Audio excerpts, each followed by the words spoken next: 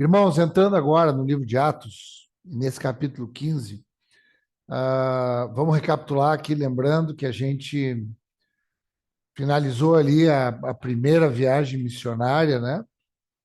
Lembrando que aquela viagem missionária, vamos ver aqui se os irmãos estão afiados aí.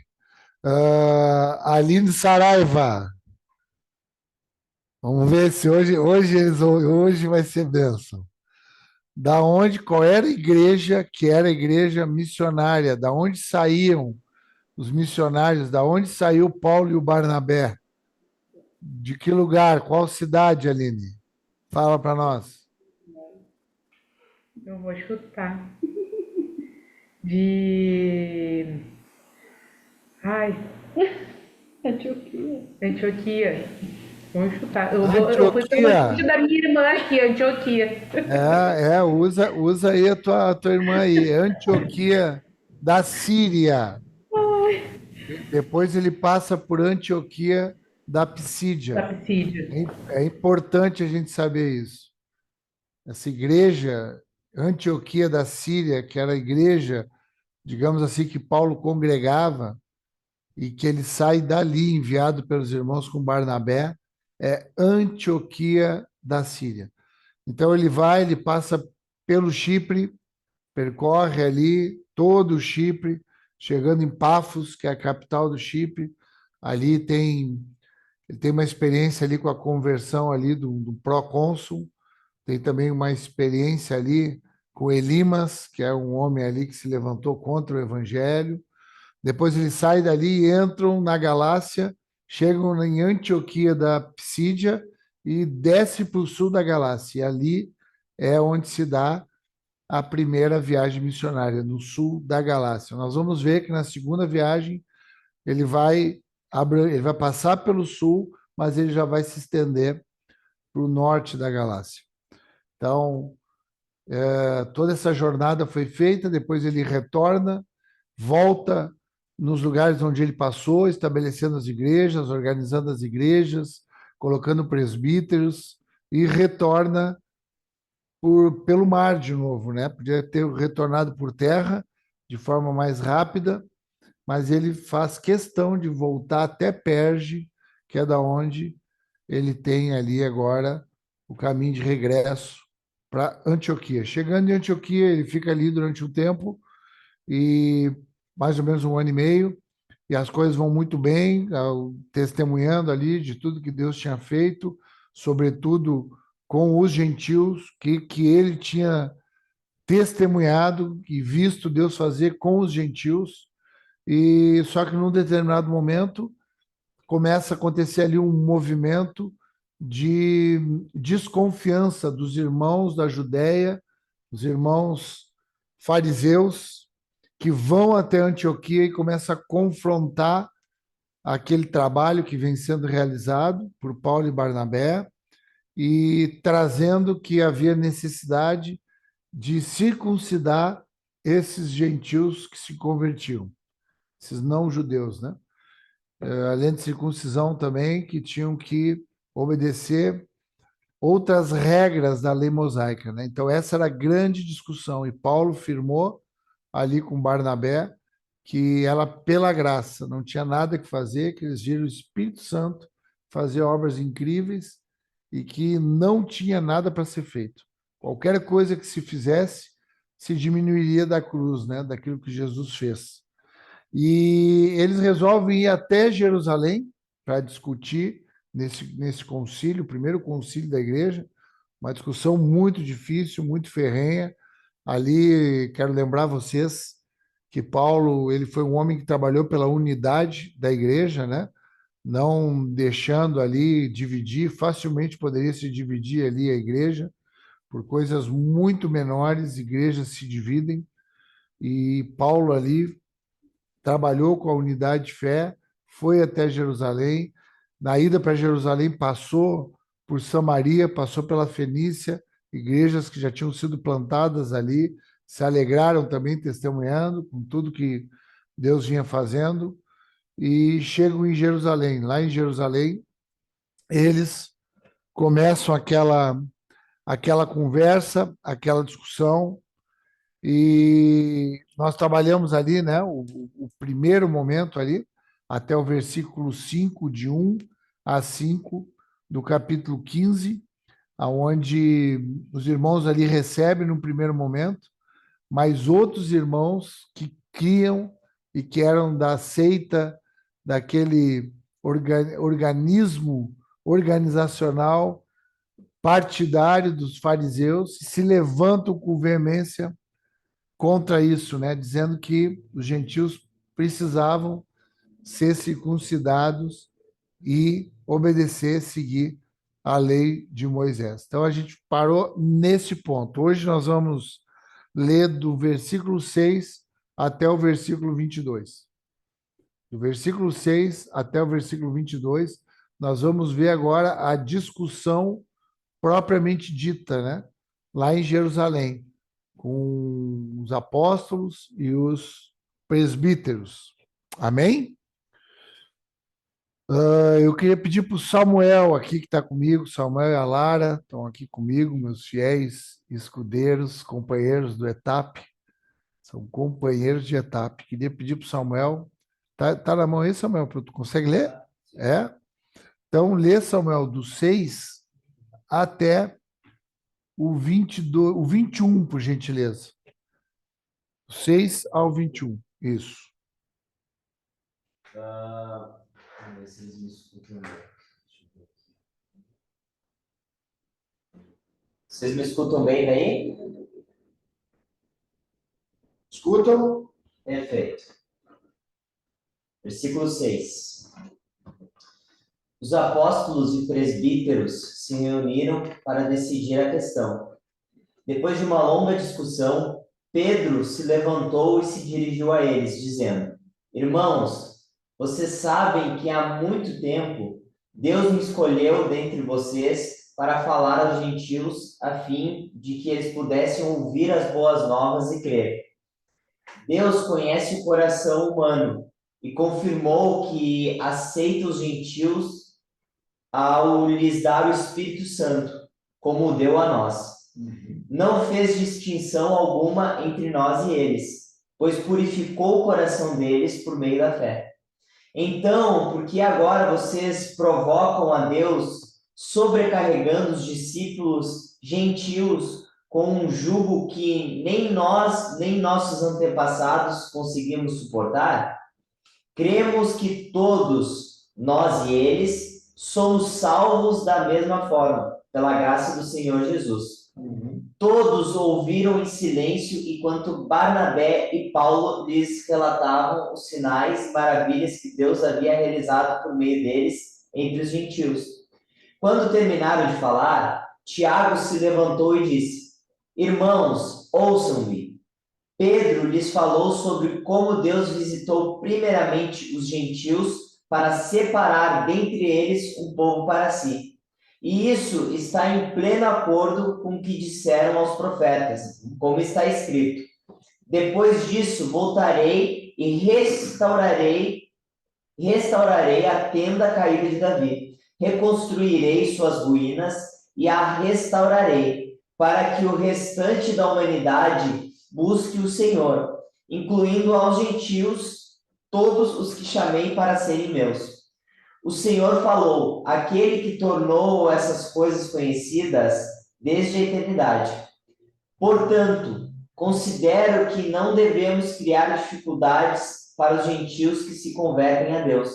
Ao contrário, devemos escrever a eles, dizendo-lhes que se abstenham de alimentos oferecidos a ídolos, da imoralidade sexual, da carne de animais estrangulados e do sangue. Pois essas leis de Moisés são pregadas todos os sábados nas sinagogas judaicas em todas as cidades há muitas gerações. Amém, amém. Obrigado, Samuel. Glória a Deus. Muito bom. Irmãos, é importante a gente sempre relembrar que o grande desafio aqui era a intersecção do judeu e o não judeu.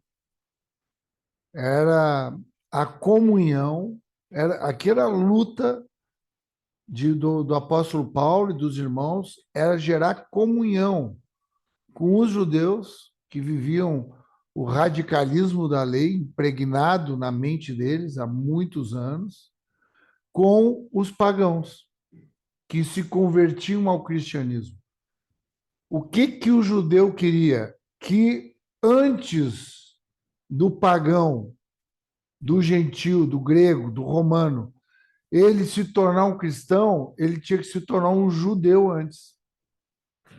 Que ele tinha que cumprir o judaísmo. E isso era uma grande dificuldade. Sempre lembrando, irmãos, que eles não tinham a Bíblia.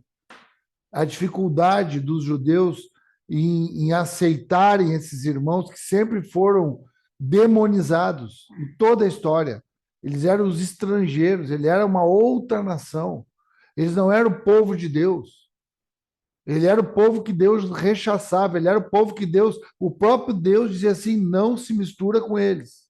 Então, tu imagina na cabeça dessa pessoa. Deus falou uma coisa e depois disse outra coisa.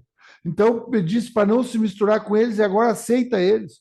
Só que isso já vinha sendo predito por Deus que aconteceria. Porque qual é a nossa dificuldade, irmãos? Por que para nós, às vezes, a gente acha ilegal, ilógico, incoerente as coisas? Porque a gente fica preso naquilo que foi falado antes e não consegue compreender uma transição, um desenvolvimento. Esse é o nosso legalismo. O legalismo é eu ficar preso no que foi dito, preso na letra que mata, e não entender um espírito que flui, que transita na história do homem. Então, eles não estão compreendendo esse trânsito, porque isso é de impossível compreensão. Isso só se compreende pela fé, isso só se compreende a partir de Deus. Isso não é humano. Por isso que não é lógico. Deus rompe a cadeia da lógica. Ele rompe a cadeia da coerência. Por isso que é impossível uma pessoa conseguir compreender aquilo que Deus vai falando se não for por uma fé que vai amadurecendo. Por uma fé que gera um ambiente de humildade. Um ambiente de uma humildade a ponto de mudar aquilo que está pensando. Entender que Deus falou algo numa época e agora ele fala outra coisa. Porque o que ele quer é essa relação que nós estejamos com o nosso ouvido continuamente no coração dele, na boca dele. Ele não quer que, olha, eu falei uma coisa, isso agora não preciso falar mais, não precisa ter mais relação, já está dito. Não, eu falei, eu falo e eu vou continuar falando. Porque ele quer se relacionar com o seu povo, com os seus filhos. Então é muito bonito isso, mas a gente precisa compreender a dificuldade desses irmãos. E eles queriam discutir, eles queriam compreender, eles queriam conversar. Nós temos que ganhar capacidade argumentativa. É por isso que a gente está aqui. A gente não está aqui simplesmente por conhecimento. Por isso que aqui é uma aula que ela é participativa. Porque nós temos que ganhar capacidade argumentativa. As pessoas vão querer respostas porque quando eles se depararem com isso que nós somos o ilógico, nós somos o incoerente, nós somos uma justiça que supera a justiça humana. A autoridade de Deus na vida da igreja, ela é argumentativa. Por isso que é preciso que hajam discussões e exposições. Para que alguns, nós possamos perceber que alguns, eles vão ter ali na vida deles um preparo para receber isso, se converter, serem convencidos pelo Espírito. A maioria não. Mas a nossa parte é ganhar essa capacidade, essa ousadia e essa coragem para também sofrer rejeição e perseguição, como esses irmãos sofreram. A primeira coisa que a gente vê ali é que eles se reúnem. Então, há ali uma reunião. de apóstolos e presbíteros para analisar. Nós precisamos aprender. O reino de Deus, ele é governado por um colegiado. Ele é governado por um governo plural. Não é uma pessoa. É preciso que haja pessoas discutindo os temas, as questões. Nós precisamos sentar e discutir. Vai ter momentos que nós vamos ter que sentar. Tem momentos que a gente vai indo e vai andando, e vai fazendo, e vai trabalhando. Agora, tem alguns momentos que a gente precisa parar, sentar e discutir. Nós vamos ter que sentar agora, por exemplo, com o pessoal da APADEV ali, com o pastor Tiago, com a Aline Saraiva, com o Samuel, com a Vicky, com a Aline Witt também, que teve ali, que agora está vivendo um outro tempo. Nós vamos ter que sentar e conversar, nós vamos ter que sentar e se ouvir, nós vamos ter que sentar e discutir, porque nesse ambiente é onde vai fluir a oração e vai ficar clara a revelação para a gente continuar. Então, eles pararam para discutir, eles pararam para conversar. E diz que houve um grande debate. Agora, nesse debate, eu quero pegar 3 aspectos. Nós vamos pegar aqui a explanação de Pedro, depois nós vamos pegar aqui o testemunho do Paulo e do Barnabé, e nós vamos finalizar com a palavra do Tiago. E esse Tiago, ele não é um apóstolo, o Tiago, ele é um presbítero. Esse Tiago é o irmão, o meio-irmão de Jesus. Que depois da ressurreição, ele não tem protagonismo antes da ressurreição. Haviam 2 apóstolos que eram de nome Tiago. Esse não é o mesmo Tiago, esse é o Tiago, irmão de Jesus. Que ele ganha o protagonismo pós-ressurreição. Protagonismo tal que muito provavelmente ele é o autor da carta de Tiago, é esse Tiago. Então, é essas 3 explanações que a gente vai ver. O primeiro que se movimenta ali é o Pedro, Simão. Ele é o primeiro, que ele abre a boca dele e ele fala, ele toma a palavra e ele fala. E ele traz um testemunho pessoal. Ele fala, olha, eu quero falar porque eu tenho autoridade. Eu mesmo fui usado, eu quero... Lembra sempre, a discussão é se os gentios, eles entram dentro do ambiente cristão sem passar pelo judaísmo. Essa era a discussão. E aí Pedro diz, olha, não, eu mesmo tive de experiência. Antes de Paulo, antes de Barnabé, vim com essas novidades, eu tive experiência. Eu fui o primeiro, aconteceu comigo. De quem que ele está falando aqui, Rosângela? Quando ele diz qual é o testemunho que ele está trazendo, que o Pedro está trazendo, o que ele está lembrando dos irmãos aqui? Qual a história que ele está lembrando?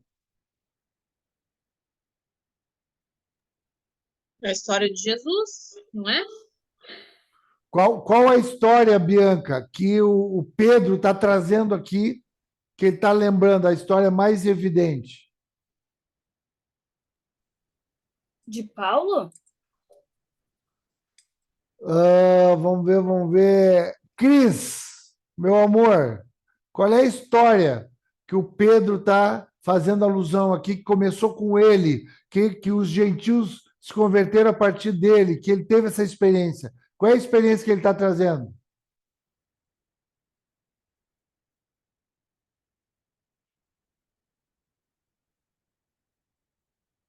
Alguém sabe dizer qual é a experiência? Oi, amor, não lembro.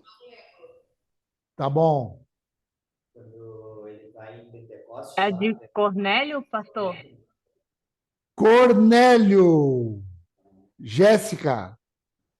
Cornélio. Ele está trazendo isso aí, está em Atos 10. Anota isso para tu ler depois. Tu vai lembrar agora, eu vou trazer a memória aqui. Cornélio era um centurião romano de Cesareia, o homem piedoso e temente a Deus. O que é um homem piedoso e temente a Deus? É um pagão que admira a fé judaica, cumpre ali alguns rituais, ele era um homem que dava esmolas aos pobres e orava a Deus, mas ele não é circuncidado. Quem é circuncidado é um prosélito. Lembram disso? Então, esse Cornélio, ele se converte. Pedro tem uma experiência lá em Jope, que abre, ele está orando no terraço e abre um lençol, Deus fala com ele, come tudo isso, ele diz, não, não como. E aí vem aqueles homens de lá, se encontram com ele, eles vão para Cesareia, Pedro começa a testemunhar da história que ele viveu, da experiência que ele teve, e é derramado o Espírito Santo. É disso que ele está falando. É dessa passagem, isso é importante vocês saberem. Porque aqui é a primeira, lembra qual é que é o versículo mais importante que vai nos conduzir toda essa jornada de Atos? Atos 1:8. Quando os irmãos ali, eles estão ali com medo, eles estão ali um pouco atemorizados, e Jesus ressurreto diz, permaneçam em Jerusalém, permaneçam firmes, até que do alto vocês sejam revestidos de poder, a descida do Espírito Santo. Aí então, vocês serão minhas testemunhas em Jerusalém, em toda a Judéia, em Samaria e até os confins da terra. Ali, naquele momento, ele estava chegando nos confins da terra. Já tinha passado, saído de Jerusalém, passado em Samaria, na Judéia, Samaria, Filipe tinha pregado em Samaria, e aqui Pedro chegava agora nos confins da terra. Cesareia na vida desse gentil, desse pagão, um centurião romano, um homem de autoridade. Se converte ele à casa dele, se batizam, cheios do Espírito Santo. É isso que Pedro está falando. É sobre isso que Pedro está dizendo, por meu intermédio, eles receberam. E aí ele diz assim, ó, Deus conhece os corações. Então, Deus é que sabe. O que ele está dizendo ali, ele está trazendo uma argumentação, Deus é que sabe, é Deus que conhece os corações. Agora, a leitura é pelos corações. A leitura agora não é mais por uma questão aparente consanguínea, não é mais uma leitura aparente de enxergar a circuncisão. Agora tem uma outra intimidade. Circuncisão, lembrando, era um procedimento, um corte no órgão genital masculino. O menino com 8 anos, o hebreu, depois o judeu, ele ia lá e o sacerdote fazia esse procedimento, que era uma marca na intimidade. A graça de Deus trouxe uma marca no coração, no lugar mais íntimo. Essa é a superação da lei. No lugar mais íntimo, no lugar do coração. O Senhor conhece os corações. Lembra Deus falando lá em Jeremias 17? Eu conheço os corações, eu esquadrinho os corações, eu é que sei. Jeremias também 29, eu é que sei os planos que eu tenho a respeito de vocês. Eu é que sei, ele conhece os corações. É isso que Pedro está falando aqui, na argumentação, na explanação que ele está fazendo. Concedendo o Espírito Santo a eles, como também concedeu a nós. Então ele está dizendo, assim como aconteceu conosco, Pentecostes, aconteceu conosco, os judeus no primeiro momento, também foi concedido para eles. Eu vi isso acontecer também na vida deles.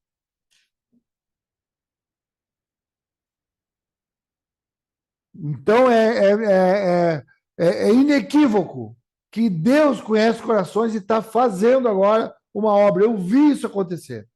O mesmo derramamento conosco houve também com os judeus, porque o próprio Pedro tinha dificuldade de aceitar isso. Deus deu uma experiência para ele poder se converter. Por isso que ele está compreendendo aquilo que Paulo e Barnabé estão falando. Amém, irmãos? Estão comigo até aqui? Então, ele traz ali a argumentação. Por isso que é importante essas explanações, essas argumentações, tu trazer o teu testemunho. Quando tu ouvir numa mesa uma discussão de acordo com algum tema, Deus te dá um testemunho, uma autoridade para tu falar, não, eu posso falar desse tema. Eu quero falar sobre isso. Eu tive essa experiência. Deus me usou. É isso que ele está falando. Deus usou a minha vida. Porque ele conhece os corações e concede o Espírito Santo dele. Ele não estabeleceu distinção nenhuma entre nós e eles, purificando-lhes pela fé o coração. Então, não há mais distinção. Aqui, irmãos, era uma guerra ferrenha para cair o muro da separação. De cair o muro da separação, para que se estabelecesse a comunhão entre os irmãos. Não há mais agora grego ou judeu, cita ou bárbaro, escravo ou livre, preto ou branco, Grêmio ou Inter, de esquerda ou de direita na política. Não há mais. Caiu esse muro, caiu a separação. São os irmãos agora. Aprove a Deus, pela graça, se espalhar agora para aqueles que ele conhece o coração. Não há mais distinção. Pode ser derramado para qualquer um. Por isso que nós somos um povo de esperança. A esperança para aquele que é idólatra, para aquele que é pedófilo, para aquele que é ladrão, para aquele que é ateu. A esperança para todos. Por isso que nós não olhamos mais com um olhar de separação. Com um olhar onde diz não tem mais jeito para aquele ali, não tem esperança. Não. Essa barreira estava sendo quebrada aqui nesse momento aqui.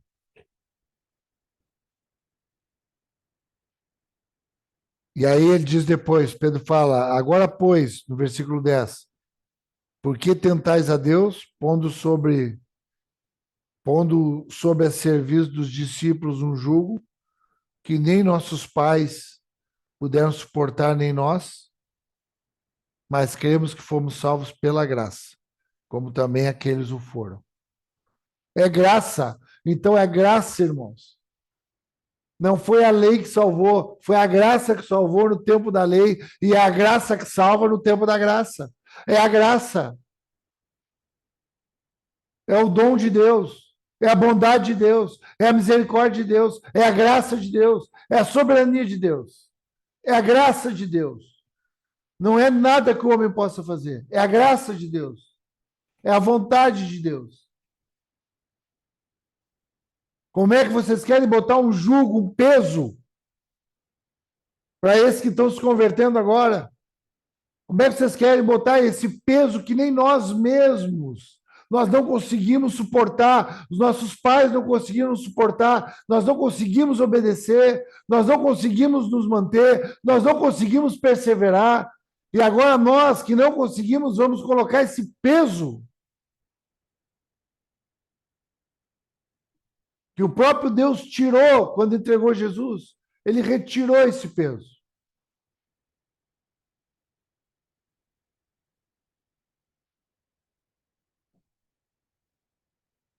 Pega para nós aí, Vicky, Mateus 11, do 28 ao 30. A gente vai ver agora o próprio Jesus dizendo que acabou esse peso, acabou esse jugo, acabou esse fardo. A lei passou, a lei ela foi transitória, ela era uma sombra para aquilo que havia de vir. Ela era um aio que conduzia até a graça chegar, a graça libertadora. Clara agora, cumprindo a lei. Quando havia alguma conversão, quando havia alguma salvação, quando havia algum testemunho de fé dos homens do Antigo Testamento, era a graça de Deus também. Sempre foi a graça. Só que agora havia um tempo da exclusividade da graça. Lê para nós, Vicky, Mateus 11, do 28 ao 30, por gentileza. Venham a mim todos vocês que estão cansados e sobrecarregados, e eu lhes darei descanso. Tomem sobre vocês o meu jugo e deixem que eu lhes ensine, pois sou manso e humilde de coração, e encontrarão descanso para a alma. Meu jugo é fácil de carregar e o fardo que lhes dou é leve. Muito obrigado, Vicky. É isso que ele está dizendo, isso mudou, isso trocou. Jesus, venham a mim agora. Vocês estão pesados, estão sobrecarregados, vocês estão aprisionados debaixo de uma lei que era impossível de ser cumprida. A lei, ela foi dada para que houvesse a certeza da impossibilidade, a certeza do pecador que nós somos, a certeza da nossa desobediência. É para isso que a lei veio, para nós nos reconhecermos como transgressores, culpados, e que a graça vem e perdoa, a graça vem e justifica, Jesus vem e paga o preço.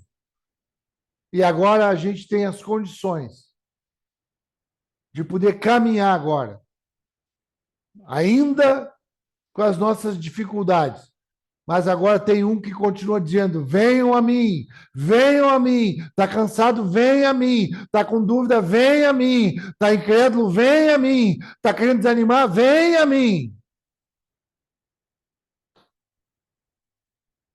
Vem. Que eu sou manso e humilde de coração, aprende de mim. Aprende. Agora a graça nos leva agora não para fazer sacrifício, mas para aprender, para não ser mais ignorante, para sair das trevas para a maravilhosa luz. Conhecimento. Vem aprender agora. O meu fardo, o meu jugo é diferente. Traz para mim o teu. É isso que ele está dizendo. Isso era graça. Era graça. A graça é um jugo suave, é um fardo leve.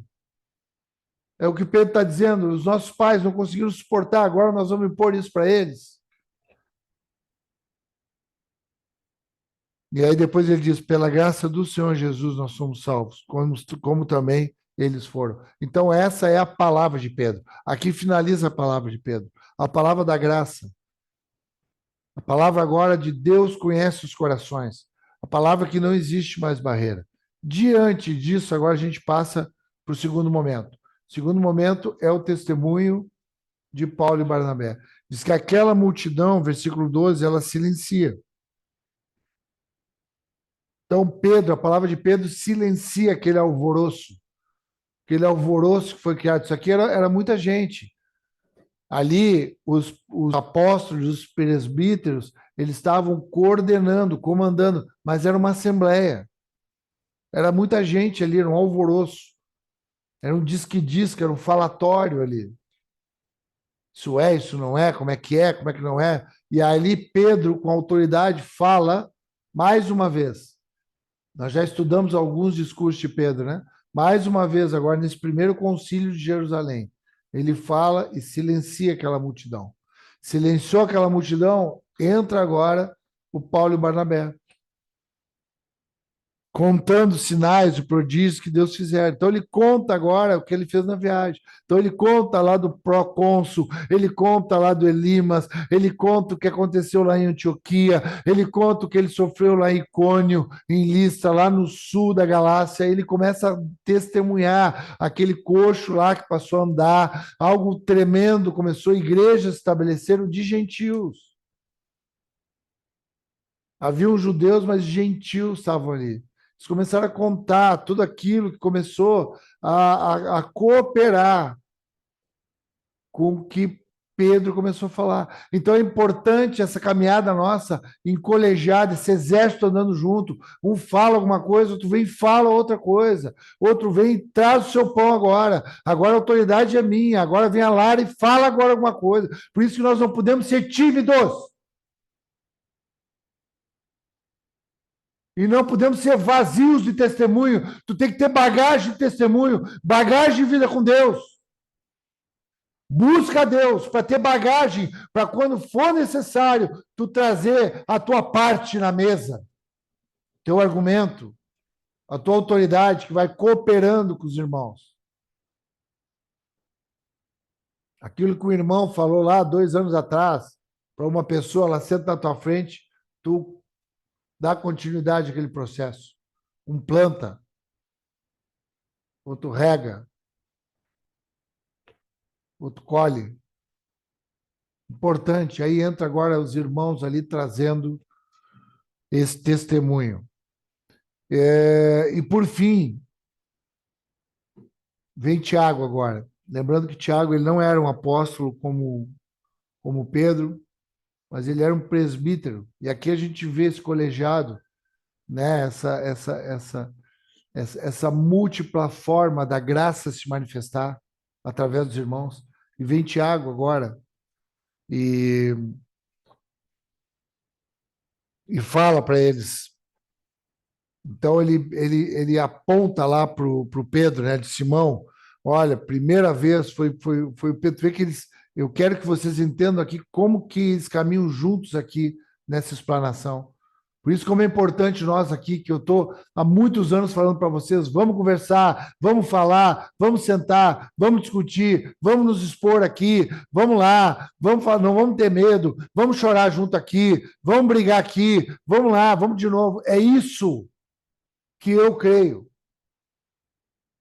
De forma organizada, isso não é de qualquer jeito, tem que ter uma ordem, uma decência, mas é preciso que hajam essas conversas, essas discussões, porque é aqui que vai aparecer a igreja, vai aparecer os maduros, vai aparecer aqueles que realmente estão aprovados, é aqui nesse ambiente. E vai aparecer também os que têm dúvida, vai aparecer os que não creem, vai aparecer os incrédulos, vai aparecer a família, os irmãos. São os irmãos. E a gente pode se ver onde que a gente está. E a gente pode ser visto pelos irmãos, e os irmãos dizer para a gente onde a gente está. E a gente pode considerar humildemente. Em nome de Jesus. Nós vivemos isso, irmãos. Não é brincadeira aqui. Quando eu li isso aqui, quando eu estudei isso aqui, quando eu preparei essa aula, eu falei para o Senhor, nós vivemos isso. Tu tem feito isso conosco. Do nosso jeito, na nossa contemporaneidade, no nosso tempo, na nossa geração, mas Deus tem nos dado isso. E nós precisamos exercitar, por isso que não dá para tornar esses ambientes que a gente tem comum. Não dá. Não dá para tornar o devocional de manhã comum. Não dá para tornar a reunião dos homens comum, das mulheres comum, grupo caseiro comum, culto comum, não. Porque nós precisamos exercitar isso que a gente está recebendo. E agora, o Tiago cita isso, e o Tiago ele traz agora algo muito importante, porque ele traz a palavra agora. Agora ele traz as escrituras agora, ele traz a Bíblia agora. Então eles fazem ali um movimento muito bem orquestrado pelo Espírito Santo. Porque o Pedro traz um testemunho de eu comecei,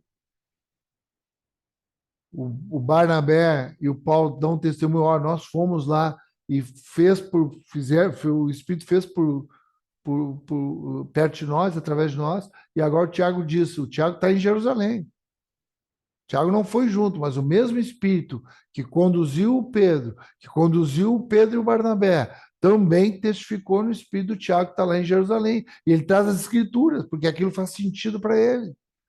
E aí ele traz aquilo que o profeta Amós falou.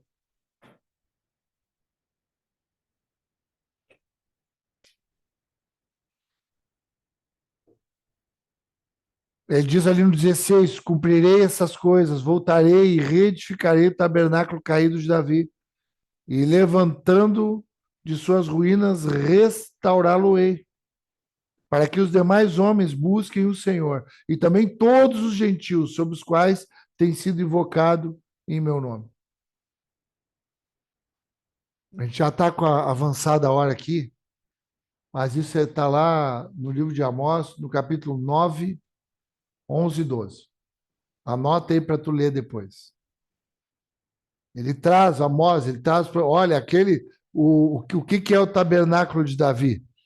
O tabernáculo de Davi, quando o povo de Israel volta do cativeiro, eles voltam sem nada, volta sem templo, volta sem nada. Então ficou uma palavra ali que tinha acabado tudo.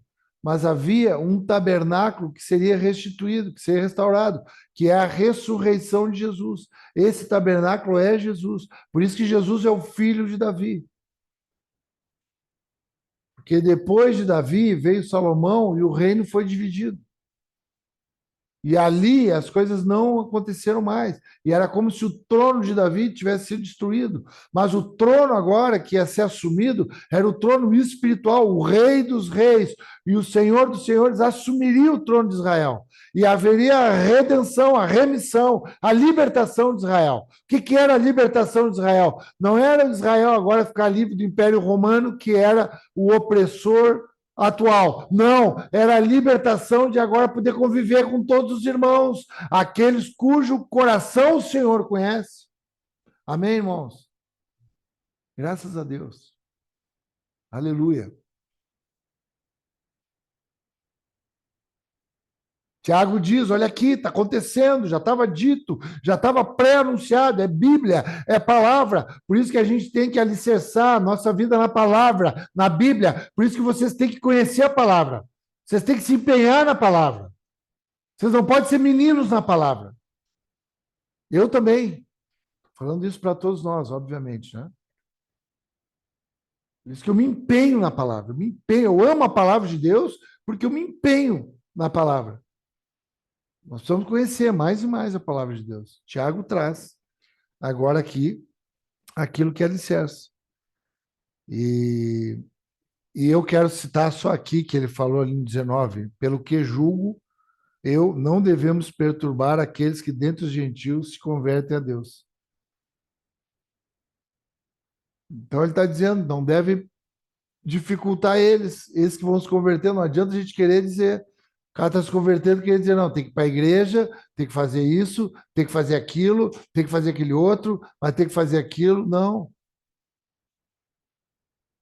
Está dizendo não.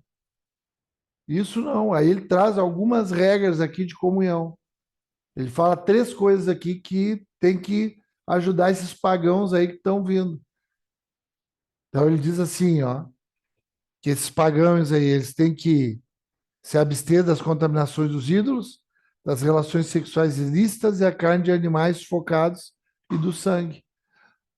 Então ele estava falando aqui para haver aqui uma comunhão entre eles. Então ele está dizendo, vamos orientar esses gentios que estão vindo a cumprir essas questões, porque como eles veem, tudo isso aqui está ligado à idolatria. Porque eles vêm do paganismo, vários deuses. Então ele diz, bom, agora eles precisam aprender a se libertar dessas contaminações dos ídolos, das imoralidades sexuais. O que era imoralidade sexual? Não só a imoralidade sexual de adultério, mas a imoralidade sexual cultual. Havia cultos imorais. Houve um processo helenista, que é a cultura grega, que trouxe muita imoralidade sexual.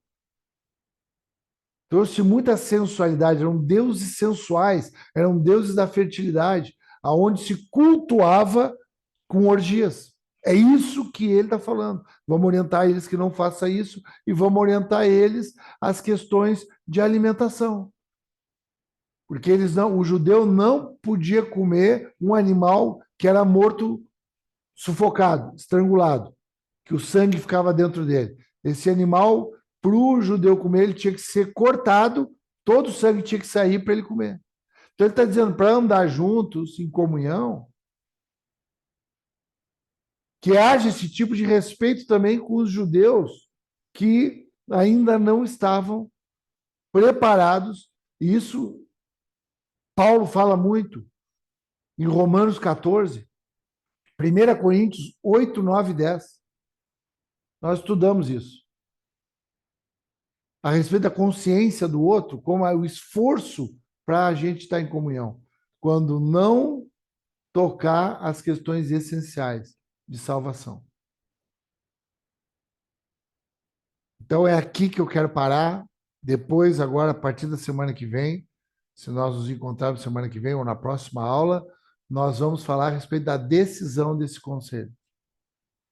Da decisão do primeiro concílio de Jerusalém. O que foi definido, o que foi decidido. Amém, queridos? Então, era até aqui que eu queria ir com vocês, essas 3 argumentações de Pedro. Eu mesmo vi, aconteceu comigo, eu me converti a essa novidade, a esse novo, fui eu que me converti.